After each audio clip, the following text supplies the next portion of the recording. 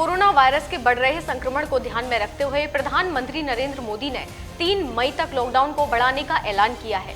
PM Modi ने कहा कि कोरोना जिस तेजी से फैल रहा है, उसने दुनिया भर में सरकारों और हेल्थ एक्सपर्टों को और ज्यादा सतर्क कर दिया है।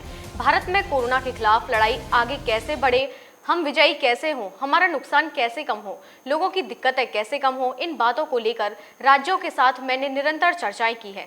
सबका यही सुझाव आता है कि लॉकडाउन को बढ़ाया जाए। तेजी से बढ़ रहे कोरोना वायरस के संक्रमण को देखते हुए राज्य पहले ही लॉकडाउन को बढ़ाने का फैसला कर चुके हैं। उन्होंने आगे कहा कि सारे सुझावों को ध्यान में रखते हुए यह तय किया गया है कि भारत में लॉकडाउन को अब 3 मई तक और बढ़ाना पड़ेगा, यानी 3 मई तक हम सभी को लॉकडाउन के दौरान घर पर ही रहना पड़ेगा। सोशल डिस्टेंसिंग का ध्यान रखना होगा ताकि कोरोना वायरस के संक्रमण से बचा जा सके।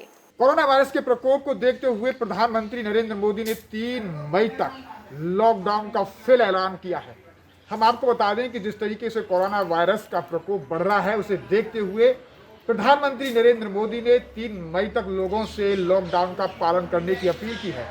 प्रधानमंत्री नरेंद्र मोदी ने कहा है कि अभी लोगों को सोशल डिस्टेंसिंग की बेहद ज़रूरी है।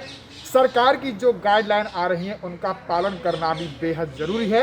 कोरोना वायरस के प्रकोप से बचना है तो सरकार जो गाइडलाइन आपको दे रही है, सोशल डिस्टेंसिंग बनाए रखिए, लॉकडाउन का पालन करिए, घर के अंदर रहिए, तभी कोरोना वायरस के संक्रमण से बचा जा सकता है। ऐसे में प्रधानमंत्री ने कहा है कि ये अभी बेहद ज़रूरी है कि देश के लोग जिस तरीके से 21 दिन तक लॉकडाउन में रहे हैं, उसी तरह अभी 3 मई तक लॉकडाउन में रहना बेहद ज़रूरी है ताकि कोरोना वायरस के प्रकोप को रोका जा सके।